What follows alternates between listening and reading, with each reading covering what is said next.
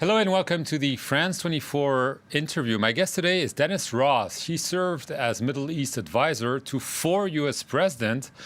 He currently teaches at Georgetown University. He's also a distinguished fellow at the Washington Institute for Near East Policy.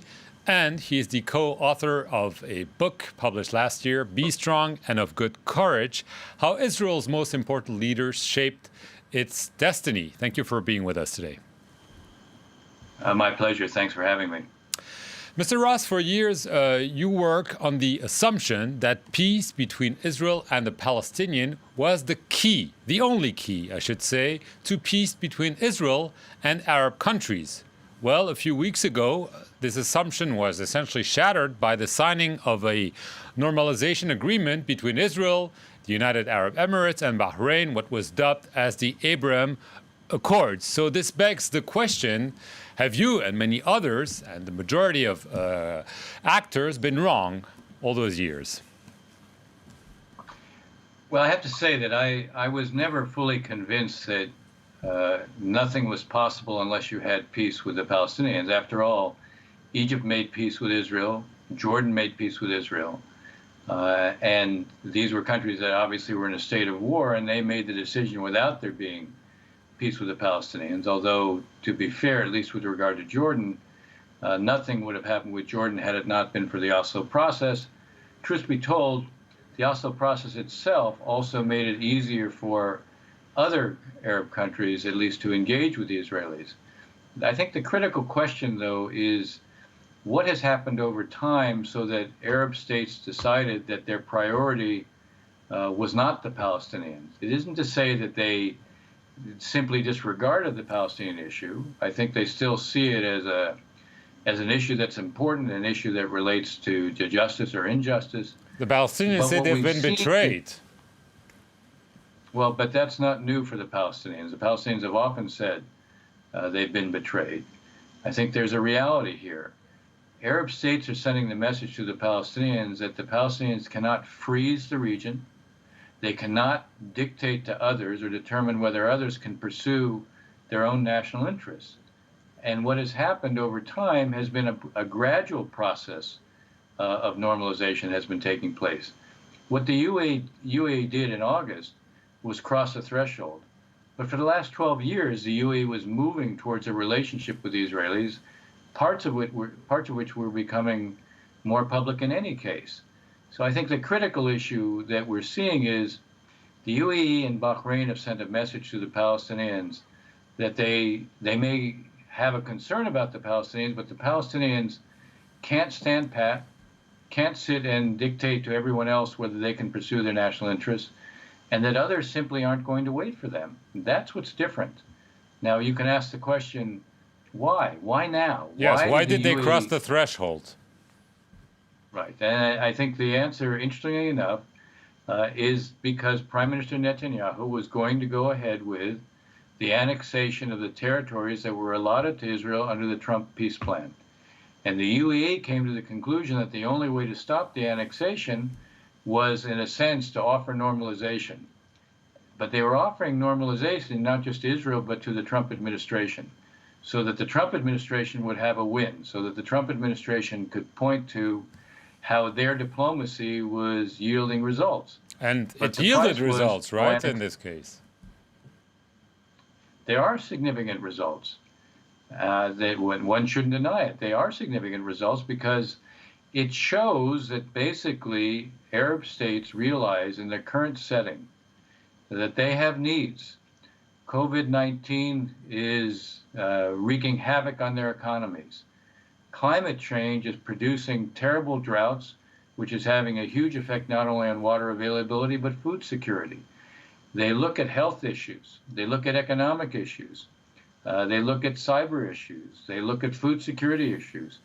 They look at water, and then all these issues, they say that Israel can actually be of some help. So why should they deny themselves that help? Now, interestingly enough, again, let's recognize at the same time, the UAE still created linkage. They said what linkage? The linkage is no normalization without if annexation goes forward. They required Israel not to take a step that they would have taken otherwise and that the prime minister desperately wanted to take. So there is a linkage here. The linkage is when an Arab state moves towards the Israelis, they were requiring something of the Israelis on the Palestinians. In this case, not annexing, but other Arab states can say, look, as we move towards you, we would like to see steps towards the Palestinians. Now here, if that's going to happen, the Palestinians also have to play. They can't stay on the outside and say, well, you're betraying us. The fact is, Abu Mazen, Mahmoud Abbas, was so concerned about the prospect of annexation, he stopped all security coordination with Israel. He stopped taking Palestinian money that the Israelis collect for the Palestinians. And yet it was the UAE that stopped the annexation. For now. For now. I mean, one could say for now. Well, I think you have to go beyond for now. Annexation's off the table. Really?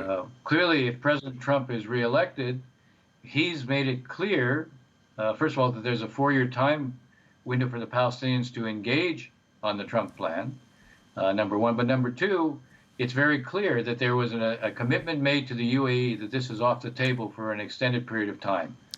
And if Biden wins, if Vice President Biden wins, he's made it very clear that he's opposed to any unilateral steps, whether it was annexation or the Palestinians declaring statehood.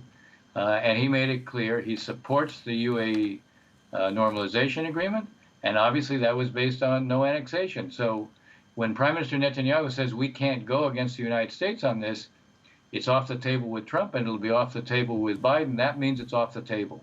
Right. Has this jolted the Palestinian into action? We've seen Fatah and Hamas, the rivals, get together, agree on finally having an election. There have been such agreements before, and they never were enacted. But do you think that there might be movement on the Palestinian side? Because, yes, they're upset. Yes, they feel betrayed. But maybe they realize they need to do something. Well, I hope they realize they need to do something, and not by having agreements with Hamas, where Hamas dictates to the Palestinian Authority what's possible. If Hamas wants to accept the idea of the principle with peace with Israel, then reconciliation makes perfect sense. If the ground rules is Hamas simply wants to take over the Palestinian National Movement and the PLO, and the premise is still no peace with Israel, well, that's not reconciliation in those circumstances is not such a positive thing. But you put your finger on something. How different is this understanding than, by my count, the previous 10 understandings that we were going to see reconciliation?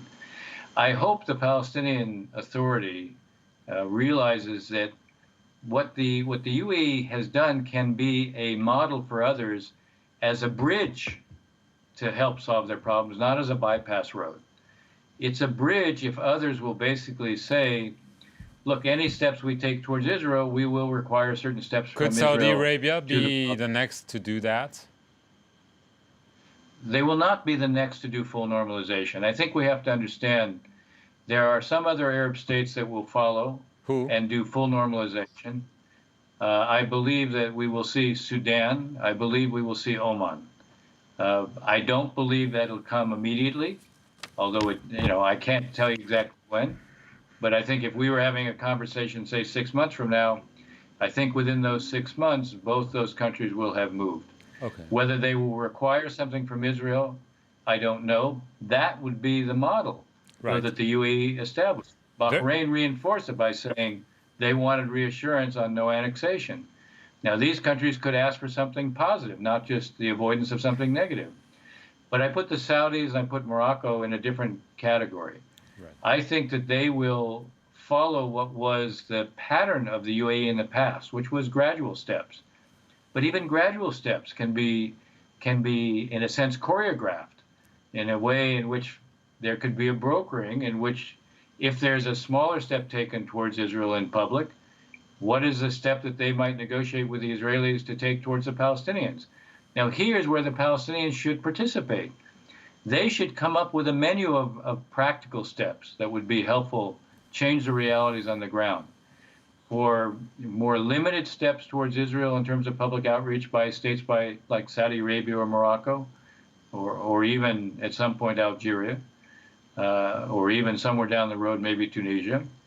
If there are more limited steps, what are some of the practical steps? I'll give you an example. The Palestinians, especially in the West Bank, have acute water problems. It's affecting what they can do in agriculture. They need wastewater treatment plants. Israel reuses 85% of its wastewater. No other country in the world comes close to that. Half of their agriculture depends upon treated wastewater. The Palestinians that would have an enormous impact on the Palestinians if there could be wastewater treatment plants that would be allowed and developed with Israeli help in the West Bank. There are other things. They could allow, for example, construction in what's known as Area C, 60% of the West Bank, legitimate construction of housing. There's an acute Palestinian housing need. Right. This not only meets a need, but it also is good economically in terms of employment. Right. There Mr. are Ross, a range of different steps to be taken. yeah, very, very, very quickly, because we're running out of time. There was the announcement of an agreement between Israel and Lebanon on a framework to launch mediated talks by the UN to resolve the maritime border dispute. This is not far away from Israel. It's a neighbor. What do you read into this very quickly? Well, I read a lot into it because obviously, Hezbollah pretty much has a stranglehold over any decision that is made within Lebanon. So for Hezbollah to do it, what it tells me is not that they even think about reconciliation with Israel, but that the practical needs of Lebanon right now are so acute that Hezbollah is going along with this because demarcating this border will also allow to determine what are the natural gas deposits that could be exploited over time for economic reasons. Look, Lebanon is in such terrible shape, on the verge of being a failed state, if not already there. This tells me that Hezbollah realizes that there has to be some adjustment made to meet what are the economic realities within Lebanon. Dennis Ross, I want to thank you very much for your time, for being our guest here on the interview on France 24, and thank you for watching it. My pleasure.